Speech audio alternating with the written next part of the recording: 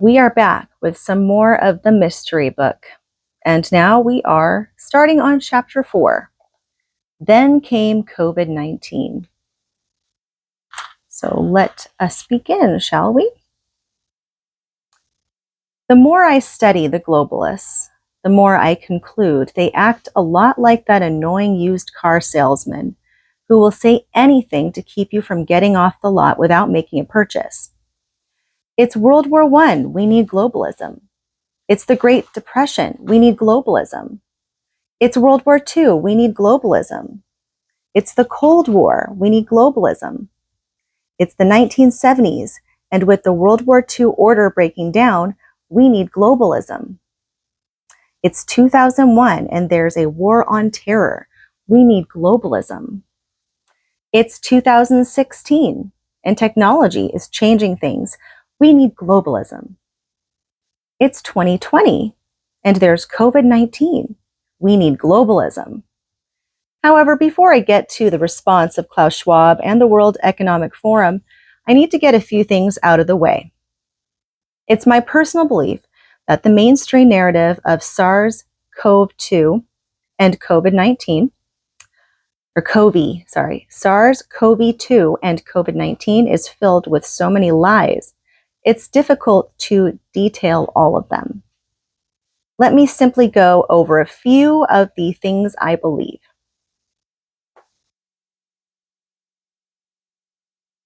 I think COVID-19 was a planned attack on civilization by the globalists, and they clearly broadcasted this by their exercise called Event 201. The website of the Center for Health Security described the gathering. And here it goes. So, yes, the website of the Center of Health Security described the gathering. I really hope that they don't start making noises. Sorry. The Johns Hopkins Center for Health Security, in partnership with the World Economic Forum and the Bill and Melinda Gates Foundation, hosted Event 201, a high-level pandemic exercise on October 18th, 2019, in New York, New York. The exercise illustrated The exercise illustrated areas where public-private partnerships will be necessary during the response to a severe pandemic in order to diminish large-scale economic and societal consequences. So essentially, this is like some simulating the effects of a pandemic, like an exercise, right? Not the real thing, but acting as though it is real. And sometimes I wonder if that's exactly what it was. I think it's what it was, honestly, if you want my personal opinion on it. However, do I think that it will always be like that? No, I think that there will be a real one that they release. And that was essentially really just the exercise for it. But that's just my opinion. I'd like you to recall that from my perspective, whenever I hear the expression public-private partnership, I immediately translate that into the word fascism. I'm not saying you have to accept my translation, but that's his translation. Just take my translation for a test spin and see how much it explains about what happened next. So we're going to look through the perspective of this author's perspective right now. One of the big topics of discussion by the participants of Event 201 was how to deal with the spread of misinformation and strategies to combat free speech. There were discussions of lockdowns and the rapid development of new vaccines, rather than therapeutics that would quickly knock down the severe consequences of this new viral infection. Striking, isn't it, when you consider how the ensuing months of 2020 unfolded? But let's assume for a moment that SARS-CoV-2 wasn't an intentional act, but rather a negligent one. That took a bit for me to pronounce. Scientists were playing around with bat viruses, figuring they might someday cause a problem in humans, and one of their creations escaped from the lab. Would they take responsibility? Hell no. They'd lie their asses off about it. The only problem was that in 2016, in an article in Nature, they'd triumphantly told the world they'd been able to make these bat coronaviruses able to infect humans. So they made this. The title of the article was Engineered Bat Virus Stirs Debate Over Risky Research. Let's read a few paragraphs, shall we? So, we're going to look at this. This was from 2016, and we're reading this article that's called Engineered Bat Virus Stirs Debate Over Risky Research.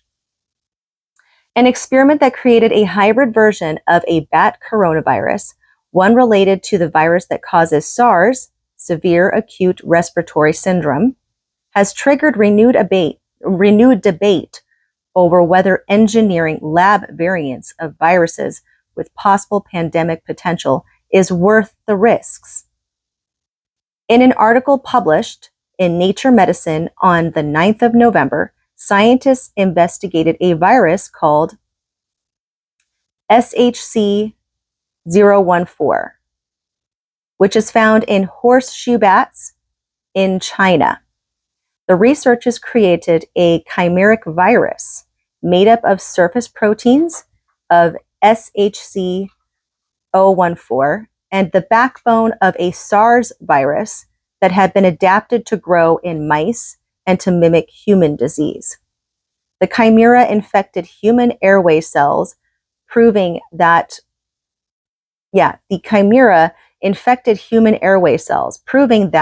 the surface protein of SHC-014 has the necessary structure to bind to a key receptor on the cells and to infect them. It also caused disease in mice, but did not kill them. So there you have it. If not a smoking gun, at least a significant amount of smoke. Scientists were attempting to graft the surface proteins of a virus from horseshoe bats, SHC-014, and the backbone of a SARS virus, and succeeded. The virus was then able to infect human airway cells. However, this generated some significant concerns among scientists. But other virologists question whether this information gleaned from the experiment justifies the potential risk.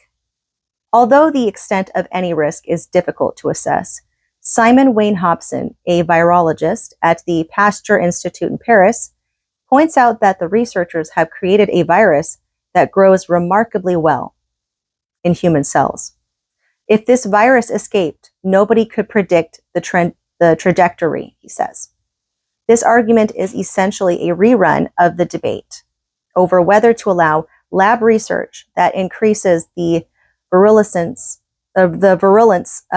ease of spread or host range of dangerous pathogens, what is known as gain-of-function research. So there you have it. Hold on, I'm just kind of repositioning everything because this lighting is just kind of annoying. Sorry. Okay, in October 2014, the US government imposed a moratorium on federal funding of such research on the viruses that cause SARS, influenza, and MERS, Middle East Respiratory Syndrome, a deadly disease caused by a virus that sporadically jumps from camels to people. To put it plainly, the scientists who were working in this field were so terrified of their viruses engineered under gain-of-function research escaping the lab that they issued a moratorium in October 2014 on this research. And did our lead public health official on COVID-19, Dr. Anthony Fauci, follow the science regarding the likely origin of the virus as he repeatedly told Americans to do? The evidence suggests he did not. From the New York Post on June 2nd, 2021, Dr. Anthony Fauci was warned that the coronavirus had possibly been engineered and appeared to be taking reports about it seriously. At the same time, he was publicly downplaying the notion of the virus being created in a lab, according to his emails.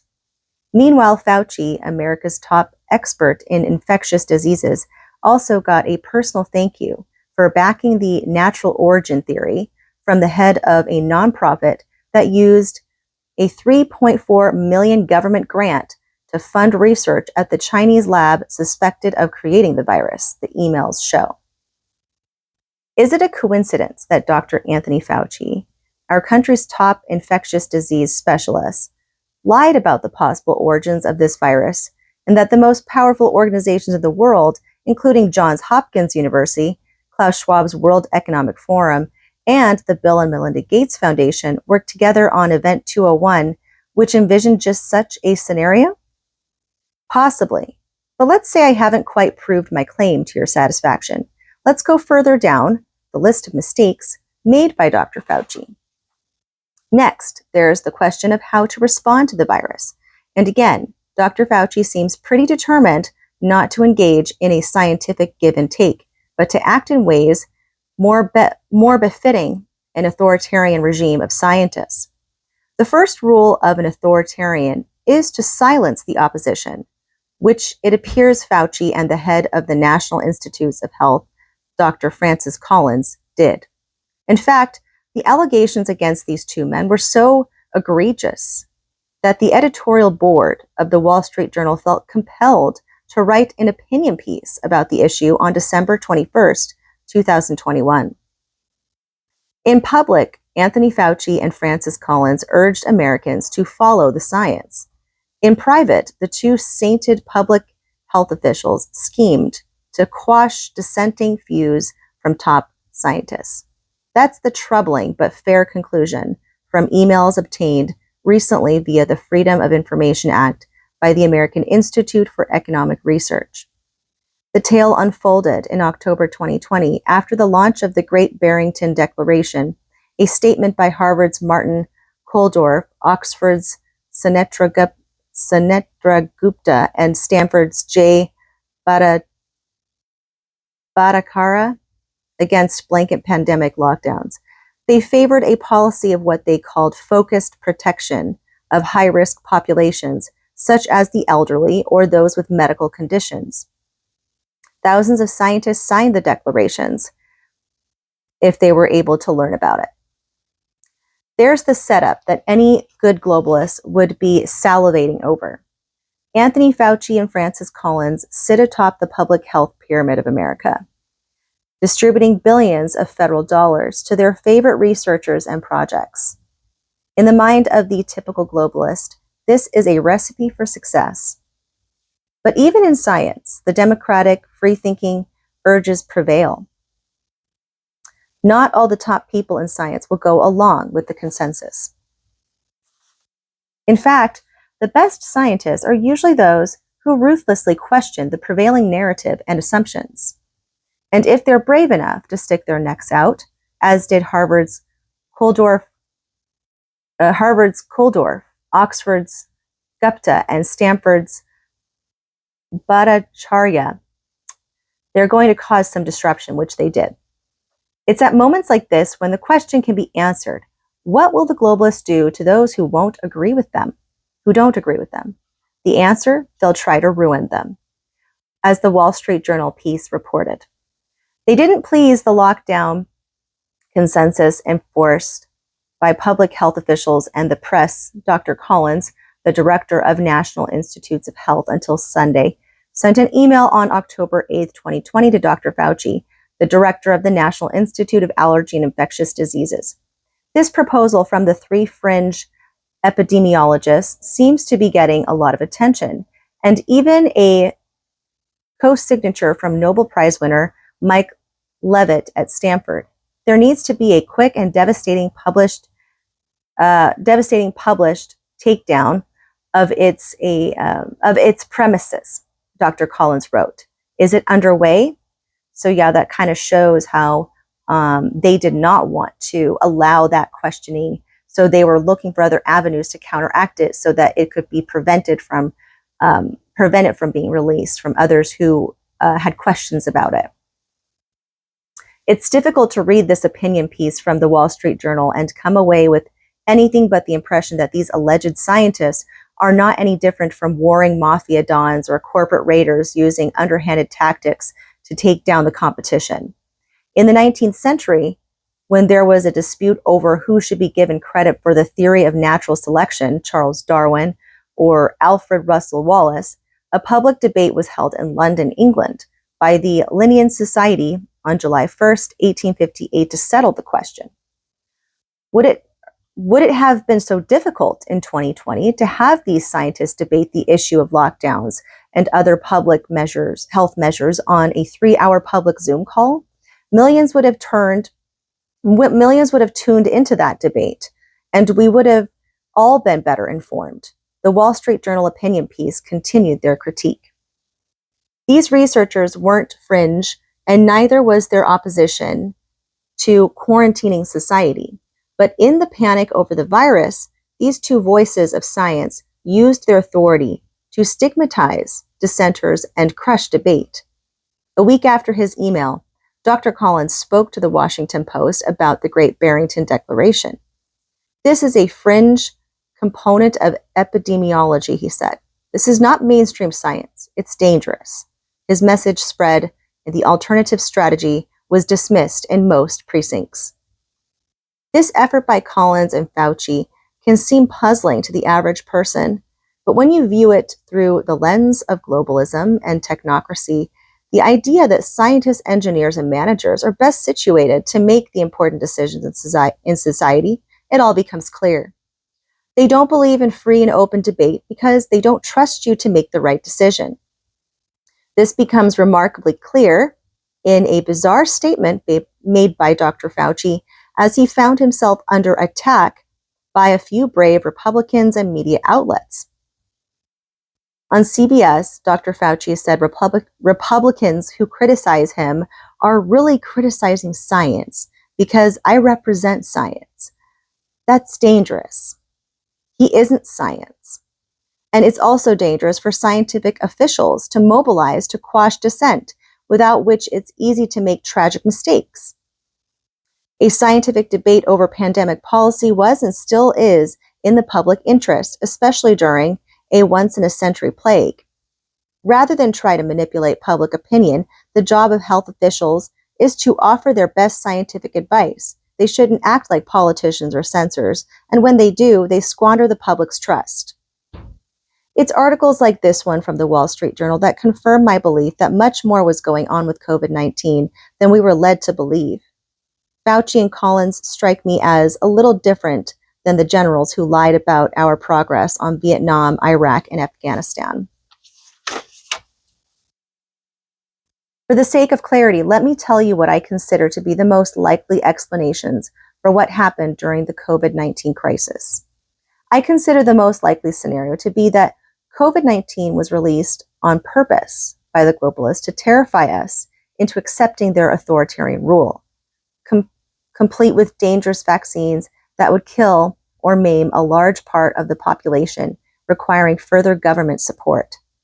I consider the second most likely scenario to be that there was an accidental escape of this pathogen from the Wuhan Institute of Virology, and the globalists saw it as an opportunity to implement their long-cherished plans of global governance.